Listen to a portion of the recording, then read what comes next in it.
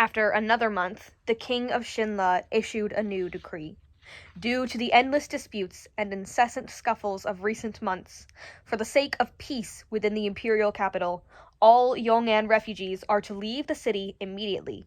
Every refugee shall be given a set travel fund to assist in their settlement elsewhere. And with that, the grand gates to the imperial capital of Shinla closed before the massive, teeming horde of Yong'an refugees. "Open the gates! Let us in!" The soldiers retreated into the city and pushed the 1,000-ton gate shut. The people who had been driven out by the soldiers went rushing back toward the entrance, like a tide of black water to pound on the massive doors. Atop the towers, the soldiers roared, "Get away! Leave! Collect your travel fund and head east! Don't mill around!" But the Yong'an refugees had turned their backs on their homes, fled their lands, and arrived at the closest city, the imperial capital. When the gates to the city now closed to them, if they wanted to survive, they would have to walk an even longer distance around its perimeter to cities further east. The journey to the imperial capital had already been massively perilous, with countless injured or dead. How could they possibly have any more energy to continue on? Even with the travel funds, rations, and water, how many more days could they endure on the road? Their faces were ashen. Some dragged their household's goods behind them. Some carried babies on their backs. Some carried stretchers. Some held each other up. Some could stand no more and lay or sat on the ground. Acres and acres of them stayed there, outside the city walls. Some younger men still had the energy to be enraged, and they pounded the doors with their fists as they yelled, "You can't do this! You've written off our lives! We're citizens of Shenla! You can't just kill us off like this!" One of the men yelled until his voice was hoarse, "You can kick us out, that's fine! I won't stay, but at least take my wife and children! Please!" They were like ants trying to shake a tree. The city gates remained unmoved. Shilian stood on top of the tower, white robes flapping in the wind, and he crossed the parapet to look down below. Outside the imperial capital were endless heads, black and squirming, dense and tightly knit, very much like the swarms of ants he used to see in the imperial gardens when he played there in his younger years. Back then, he'd peered at them curiously and surreptitiously extended a finger to poke at them.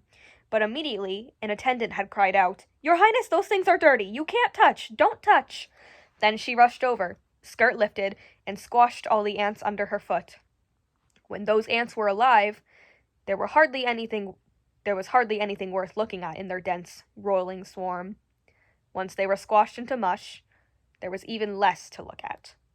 Within the capital walls, lights twinkled magnificently in myriads of homes, and the sound of music wafted in the air. This one city wall separated two completely different worlds. It wasn't just that new Yong'an refugees were being refused, but even the ones that were already settled in the city had been expelled. It was harsh, but with the mounting friction between Yong'an refugees and the capital residents in recent months, Shilian could somewhat understand.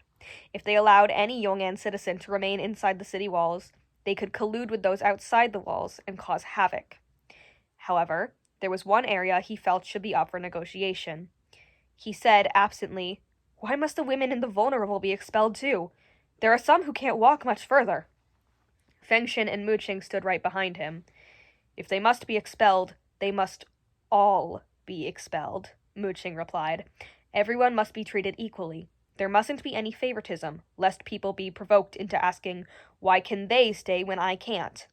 "You think too much," Fengshin commented.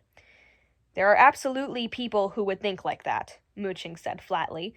"Besides, if the wives and children remain, then the men won't want to go far. They'll return sooner or later. To keep people in the city is to keep future problems."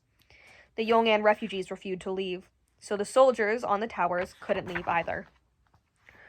"Suit yourselves." The king himself gave the command. So did they think just sitting there loitering would do anything?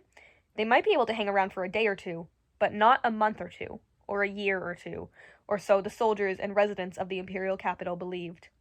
Some Yong'an refugees hopelessly accepted their fate and decided to gamble on traveling further eastward, but their numbers were few. More still sat stubbornly by the city gates, hoping the imperial capital would open its doors to them, or at the very least give them somewhere to rest before they journeyed onward. Newly arrived refugees were disappointed to see the city gates firmly shut, but when they saw so many waiting there, they joined the masses. Several days later, the crowd gathered outside the city gates was still only growing. Tens of thousands of people had evidently decided to settle there, and they built impressive rows of temporary shelters. They had the rations and water given by the king to sustain themselves, but the people were almost at their limit. That limit was breached on the 5th day. Over that time, Shilian had divided each day into 3. 1/3 dedicated to the devotees at the temple of the crown prince, 1/3 for moving water and creating rain, and 1/3 for caring for the Yong'an citizens outside the walls. But even with Fengshen and Muqing helping, Shilian still felt the burden of these responsibilities. The spirit was willing, but the flesh was weak. By coincidence, it happened during a time when Shilian wasn't standing guard outside the city walls. Under the scorching sun, a shriek was suddenly heard outside the gates. The cry came from a couple cradling their child in their arms. Many went over to see. "What's wrong with the child? Hungry? Thirsty?" And soon a shout. "Everyone come share some water here! This kid's not looking good!" The woman sobbed as she gave water to her red-faced child, but the child just vomited it back up. "I don't know what's wrong," the father said. "He's sick! A doctor! We need a doctor!" Carrying his son, he ran to the gates and started slapping on the doors. "Open up! Help! Someone's dying! My son is dying!" It was only natural that the soldiers inside didn't dare to open the gates. Whether or not someone was actually dying, there were tens of thousands outside. If they opened those gates up, there'd be no closing them. Instead, they reported to the officers higher up. The weather had been hot over the past few days, and the heat was making the soldiers standing watch cranky. "Give him some food and water," the officer said dismissively. They hung food and water on a rope and lowered it down. Thank you, my lords and brothers, but we don't want food and water. Can you help us find a doctor?" the man pleaded. This made things difficult. They couldn't let him in to find a doctor, and they certainly couldn't lower a doctor from the city walls. Heavens knew what those starving refugees might do once the doctor got outside. "Forget it," the high-ranking officers replied. "Ignore them. They're not dying. If they ask again, tell them their message has been sent to the king for a response."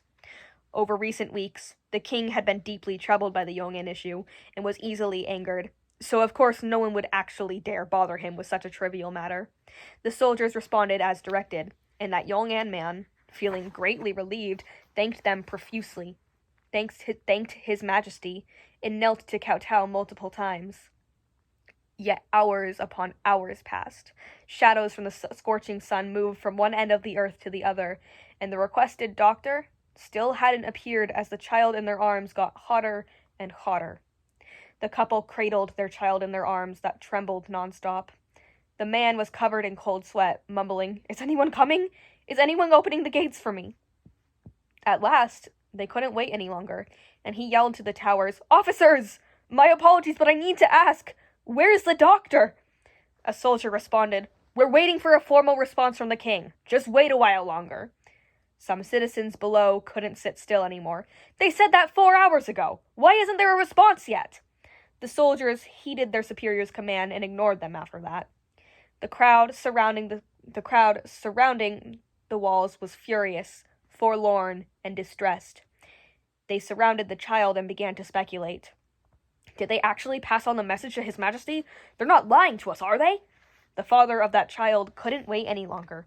He steeled himself, tied the child to his back, and turned to his wife to say a few last words. The woman removed a protection charm from around her neck and put it around her husband's. Then the man ran toward the city wall to try and scale it. The city wall was smooth, built to make climbing difficult. He grabbed at it a few times but didn't make any progress. The rest of the men called out, "Let us help!" and pushed him up. A crowd of over a dozen men stacked themselves into a human pyramid and helped bring him higher.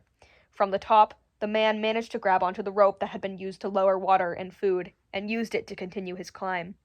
At the bottom, tens of thousands watched anxiously, not daring to cheer for him, scared they might be discovered. The soldiers on top of the towers had been there for many days, and the Yong'an refugees hadn't started anything, so they were fairly lax in their watch. It wasn't until the man had reached the halfway point when they noticed that someone was scaling the wall. "What are you doing?" they barked. "No climbing! Climbers will be killed without mercy! Do you hear me? Climbers will be killed without mercy!" Faced with such a threat, the man shouted back, "I don't have any ill intentions! I just want to bring my child to the doctor! I won't do anything else!" He kept climbing as he called out. One of the superior officers was just having his meal, and upon hearing of this, he became vexed to the extreme. If that man were to scale the wall safely, wouldn't countless more Yong'an refugees follow his example and attempt the same? He had to be stopped. Thus he strode out and shouted down the parapet, "Do you not value your life? Go back down this instant. If you don't, you'll be sorry." But the man had already climbed high, past halfway, and with just one more push he'd reach the top. Naturally, he wouldn't stop now. Never in his life had that superior officer been disobeyed like this. His word was law. Those who disobeyed him were easy enough to take care of, however.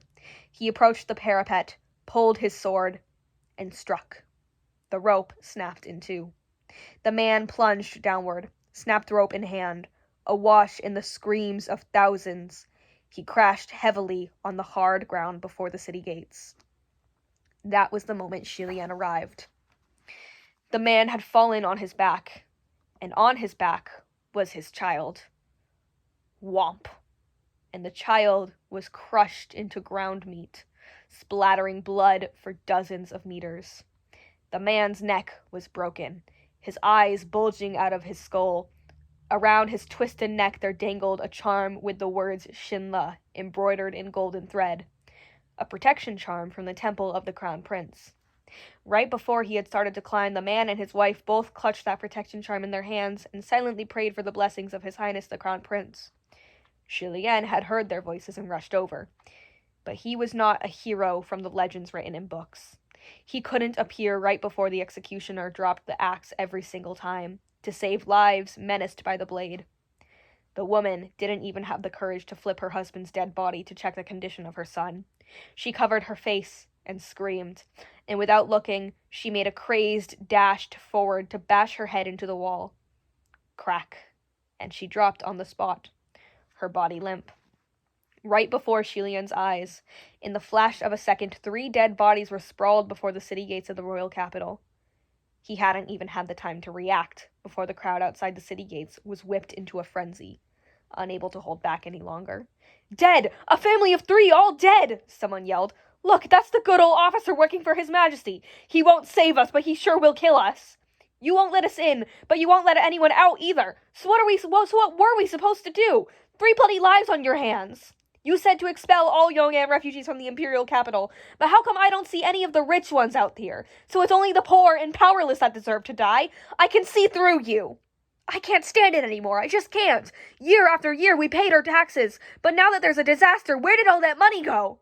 Did all the money go to parasites and building more temples for your son, instead of aid for disaster victims? Just a meager bit of food to shut us up. What do you take us for? Useless king! Incompetent king!"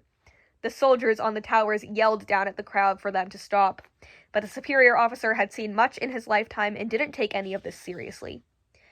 Yet the situation was spiraling out of control. Thousands and tens of thousands pushed furiously against the gates, some even using their own heads and bodies as battering rams. And this time it wasn't mere ants on trees. The gates moved. In fact, the entire city wall and its towers shook faintly. Shilian had never witnessed anything like this in his life.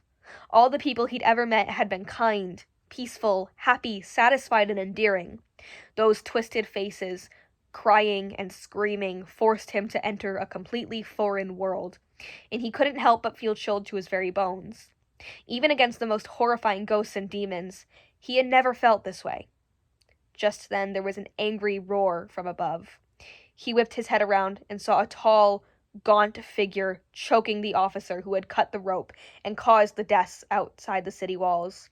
With a loud, clear crack, the officer's neck was snapped. The other soldiers had no idea how that man had suddenly appeared. Pale with shock, they rushed forward to surround him, brandishing their swords.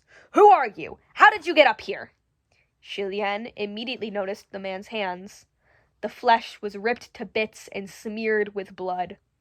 This man had scaled that smooth wall with only his bare hands. When the figure turned around, he saw that it was Lang Ying. Lang Ying was calm and collected even when surrounded by soldiers. He crossed the parapet and threw the corpse of the officer down. Then he jumped off, using the corpse as a stepping stone to break his fall. The moment he jumped, He looked straight at Shi Lian, but the man wasn't truly looking at Shi Lian. Instead, he looked right through him to gaze at the imperial palace that towered at the center of the capital. From that day onward, all of the kingdom of Shinla was thrown into chaos.